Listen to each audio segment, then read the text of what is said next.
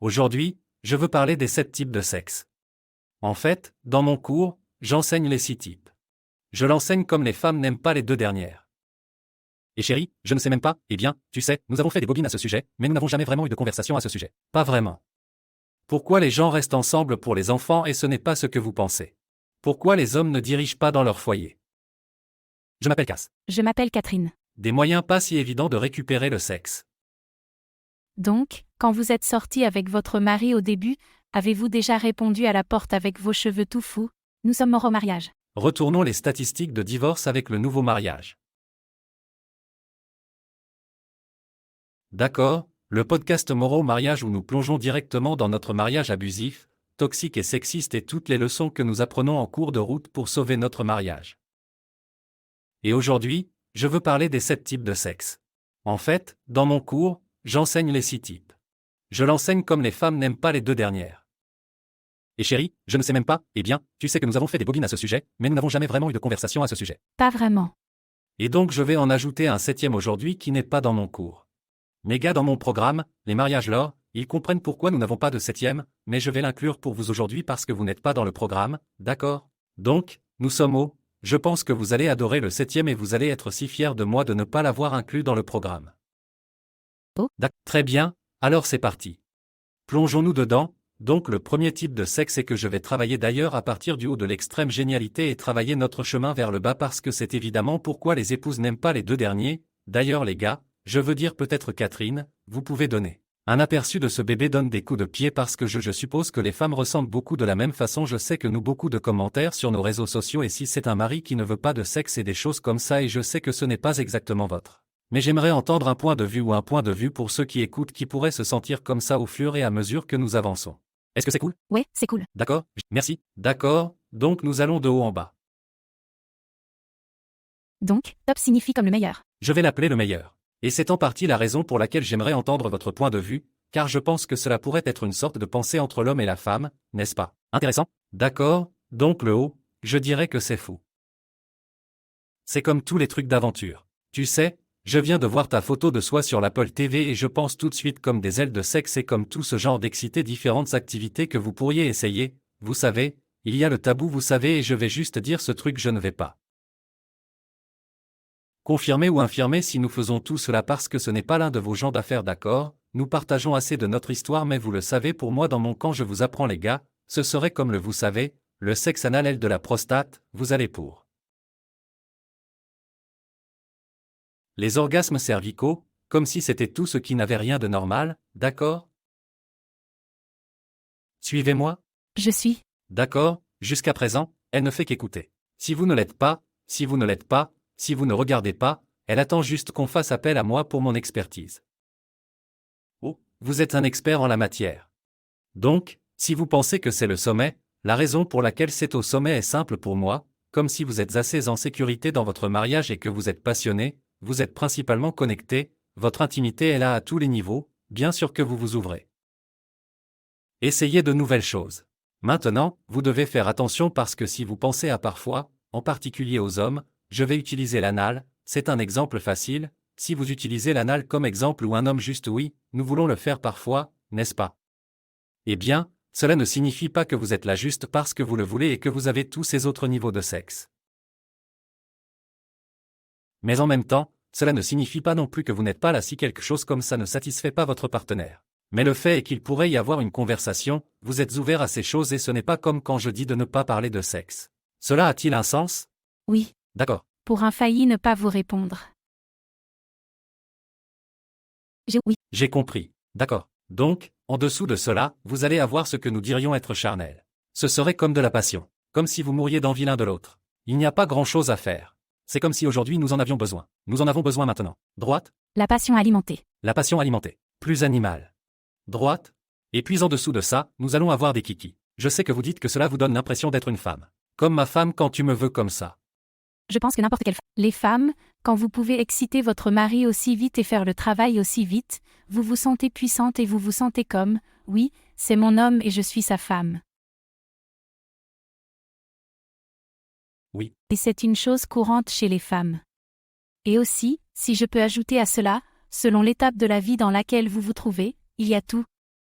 Il parle de toutes sortes de sexe. Parfois, vous voulez être avec votre mari, mais nous avons 3 enfants de moins de 4 ans. Donc, si nous voulons nous faufiler, ce sera un jeu rapide parce que nous ne pouvons pas laisser nos enfants seuls. Pendant plus de quelques minutes. Il en va de même pour les rendez-vous. Évidemment, vous n'allez pas à un grand rendez-vous d'1 heure lors d'un rendez-vous lorsque vous êtes en public. Vous voyez? Exactement. Oui, oui. Et je pense que pour les hommes aussi, il y a des moments où je me dis, j'ai besoin de toi en ce moment. Droite? Et donc ces moments ne sont pas ceux où je veux passer beaucoup de temps. Droite? Oui. C'est pourquoi on l'appelle un kiki. C'est ce qu'on appelle un kiki. Oui. D'accord. Maintenant, en dessous de kiki, nous allons passer à commis. Maintenant, engagé, il faut vraiment qu'on en parle. Je pense que c'est probablement l'échelon le plus important. Pourquoi ne commencez-vous pas?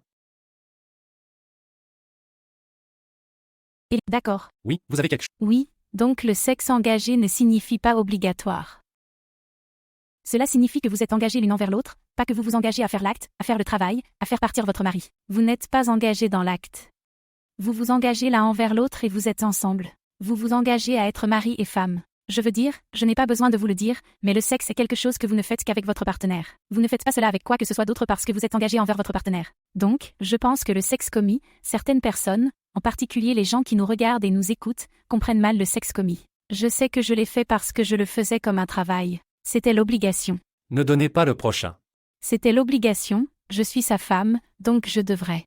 Et c'est ce que je crois vraiment. Nous pourrions donc faire un tout autre épisode là-dessus, je suis sa femme, donc je devrais. Et c'est quelque chose dont votre mari a besoin, en tant que femme, vous devriez répondre à ses besoins. Mais en tant que mari, vous devriez vouloir qu'elle veuille plus que simplement oui, et il devrait également ressentir vos besoins émotionnels. Il y a tellement de choses qui entrent en ligne de compte. Mais oui, je pense que le sexe engagé est vraiment mal compris parce que, je pense qu'il est confondu avec le prochain échelon de l'échelle ici que vous êtes. Pourquoi ne pas les mélanger?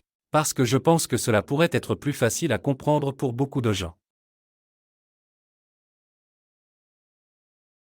Vous faites la moue, vous êtes frustré, vous êtes en colère, alors votre partenaire a l'impression qu'il doit le faire pour vous, n'est-ce pas? Et c'est là que la zone grise entre en jeu. Donc, par exemple, et nous pouvons aussi ajouter de la peur à cela aussi, n'est-ce pas? La raison en est que, très honnêtement, une grande partie du sexe que nous avions auparavant dans les mauvaises années était due à la peur. Cela a donc commencé avec beaucoup de désir, n'est-ce pas? Il s'est donc engagé, et c'était aussi les autres premiers. Et puis c'est devenu, vous savez, beaucoup de travail, surtout quand c'était comme, j'étais si peu sûr de moi, j'avais besoin d'elle 3, 4 fois par jour. C'est donc beaucoup de travail, évidemment, et l'engagement commence à être un peu un fardeau. Et puis au bout d'un moment, vous savez, avec tous les problèmes, bien sûr, elle ne veut pas nécessairement de moi, mais elle va s'énerver et avoir peur si je suis contrarié et en colère, n'est-ce pas? Et donc ces deux-là peuvent vraiment se mélanger et confondre tant de gens. Si vous ne faites pas attention. Pas de précaution. Parce qu'il n'y a rien de mal à avoir des relations sexuelles engagées. Vous devez vous engager l'un envers l'autre. Engagé à répondre aux besoins émotionnels et physiques de l'autre. Vous devez vous engager. Le sexe au travail ne l'est pas, c'est une forme de sexe engagé parce que vous êtes sûr que vous êtes engagé à le faire, tout comme vous vous engagez à faire l'épicerie. Mais comme lorsque vous achetez des produits d'épicerie, je suppose que vous pourriez en fait considérer cela comme un engagement parce que vous voulez nourrir votre famille. Vous voulez les acheter et ce dont ils ont besoin plutôt que de le voir comme une gêne. C'est donc l'état d'esprit. La différence entre le sexe engagé et le sexe au travail est l'état d'esprit. Parce que lorsque vous avez le bon état d'esprit que vous voulez être avec votre partenaire, que vous voulez avoir ce niveau d'intimité, c'est très différent de dire « je veux le faire pour gérer les émotions de mon partenaire ». Je veux le faire parce que j'ai l'impression qu'il a besoin que je le fasse et que je ne veux pas le faire. Il y a une différence dans la façon dont vous pouvez y penser. Et c'est pourquoi les deux peuvent être déroutants et en quelque sorte enchevêtrés. D'autant plus que vous me parlerez parfois de certains de vos clients et qu'ils veulent être là pour leur mari. Il s'agit donc d'une zone grise parce que leurs besoins ne sont pas non plus satisfaits. Donc, ils en donnent presque trop en substance. Parfois, les épouses que j'ai, c'est rare parce que souvent, ils seront plus dans ma position que je ne l'étais ou c'est un travail. Et à cause de la relation qui s'effondre, mais c'est rare. Je dirais qu'il y a un petit pourcentage de femmes dans mon programme qui veulent vraiment être là pour leur mari et qui désirent vraiment leur mari, mais leur mari ne répond pas à leurs besoins émotionnels et elles sont donc hors de la codépendance. La seule façon dont elles se sentent connectées, et j'ai eu ce problème aussi, la seule façon dont je me suis sentie connectée à vous, la seule façon dont ces femmes se sentent connectées, c'est par l'intimité physique. Droite. Et cela peut être très dangereux parce que, comme je l'ai dit, j'utilise le mot codépendant. La définition de la codépendance est que vous accordez de l'importance au bien-être de quelqu'un d'autre avant le vôtre et que vous sacrifiez votre propre bien-être. Maintenant, sacrifier votre propre bien-être n'est pas nécessairement une mauvaise chose. On parle tout le temps de sacrifice, mais le bien-être est le point clé. Vous ne voulez pas sacrifier vos valeurs fondamentales et votre bien-être émotionnel et physique parce que vous devez d'abord mettre votre propre masque à oxygène. Il faut prendre soin de soi.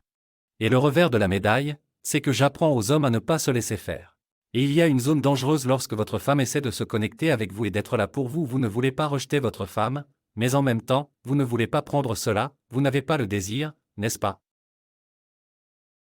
Et j'ai l'impression que c'était tout un défi.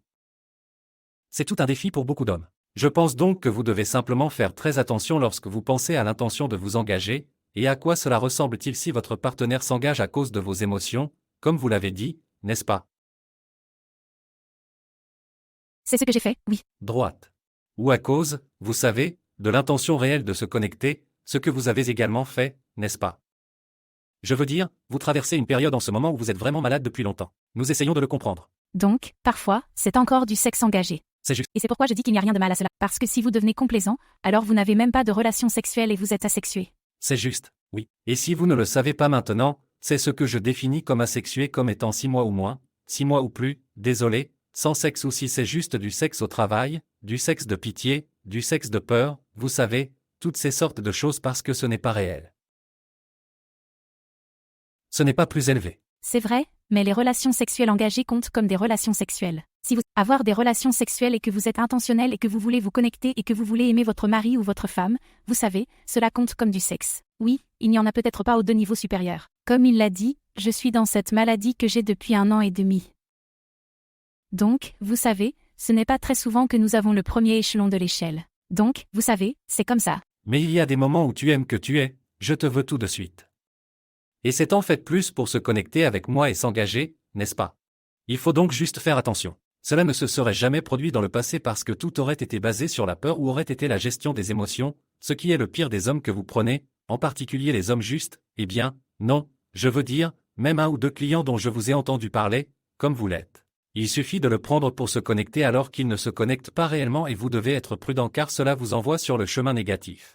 La suivante, puis-je dire une dernière? Oh oui. L'autre chose qui peut vous envoyer sur une voie négative, c'est que si vous sentez que vous devriez avoir des relations sexuelles à, vous savez, si vous suivez sa théorie avec ses différents niveaux, si vous sentez que vous avez besoin d'avoir le sexe fou, c'est le meilleur, n'est-ce pas? Et le sexe charnel pour avoir une bonne vie sexuelle, vous ne le faites pas. Et si vous venez d'un très mauvais endroit avec du sexe où il y avait comme, nous avons eu des abus sexuels. J'ai subi un traumatisme sexuel de la part de mon mari. Vous ne le faites pas automatiquement, et puis bien sûr, il y a eu des bébés, des maladies et toutes sortes de choses. On ne se contente pas de sauter au sommet de l'échelle. Et vous n'avez donc pas besoin de vous comparer à quelqu'un d'autre. Vous avez juste besoin d'avoir une relation avec votre partenaire où vous pouvez en parler ouvertement. Donc, ça peut être vraiment, je pense que ce que j'allais dire, ça peut être vraiment dangereux. Il peut être, et vraiment malsain, de penser que vous devez être au premier échelon de l'échelle ou même au 2e échelon de l'échelle. Si cela se produit, tant mieux. Mais si vous n'y êtes pas encore, ne vous forcez pas.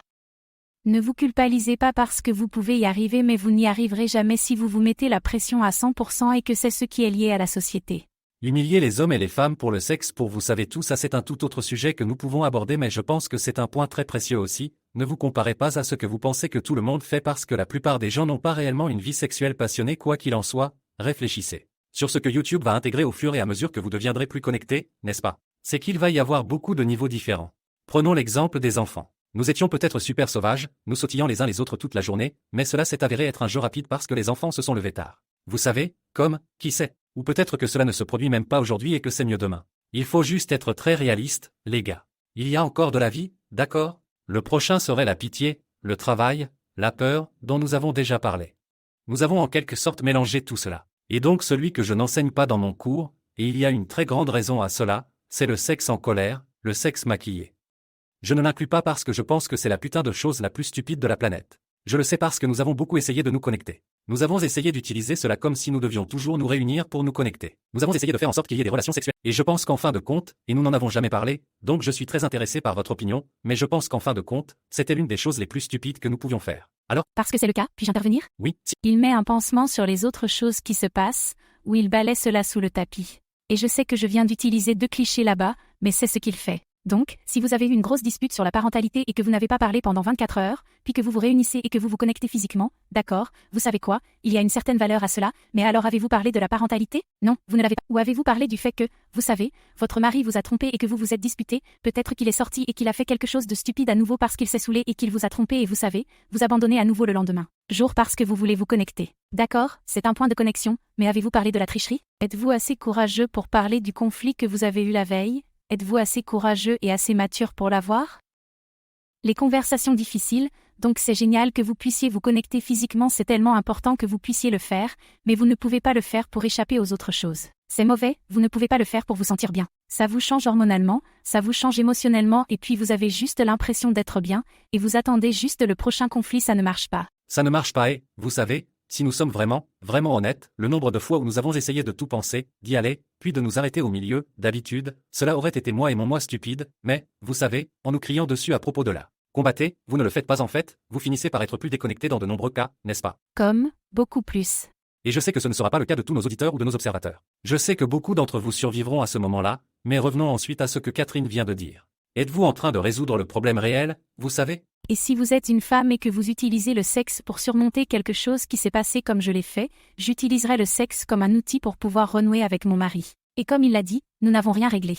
Et donc, parfois, nous pourrions être au milieu de l'acte. Et il a dit qu'ils criaient l'un après l'autre, mais ce qu'il voulait dire, c'était qu'ils me criaient dessus. Oh oui, c'est vrai. Oui. Alors il s'arrêtait littéralement et paniquait au milieu de ce que nous faisions. Et comme une fois, je me souviens qu'il a jeté un panier à linge à travers la pièce. Et il y a beaucoup d'autres choses dont nous avons été plus intimes et dont je ne me sens pas à l'aise de parler. Mais si vous faites cela en tant que femme, cela ne rend pas les choses meilleures. Votre partenaire ne réagit peut-être pas aussi extrêmement qu'il l'a fait et vous savez, il panique au milieu de cela et s'éloigne de vous, mais si vous ne le réparez pas, il abrite probablement une partie de cette négativité et cela va exploser à nouveau. Vous activez. Mauvais comportement vraiment, vous savez. Je veux mettre fin à cela, mais je veux dire une dernière chose très rapidement et c'est que vous savez, au début, j'ai dit que les femmes détestent les 3 dernières. Eh bien, la réalité, c'est que j'ai appris de 4000 gars en 22 mois que les hommes. Je déteste aussi les 3 derniers. Quels étaient les 3 derniers encore? Donc, le fond était le maquillage, le sexe au travail et l'engagement. Ouais, donc en bas, les 3 derniers seraient le sexe au travail et en dessous de cela, nous allons avoir la pitié, la frustration, la peur, la gestion des émotions et puis en dessous, nous allons avoir ce sexe de maquillage. Je pense que les hommes les détestent tous aussi. Je veux dire, je n'ai pas beaucoup entendu parler d'hommes qui disent qu'ils détestent le maquillage, le sexe parce que généralement la passion peut être là. Il suffit d'utiliser sa tête et de comprendre où l'on va.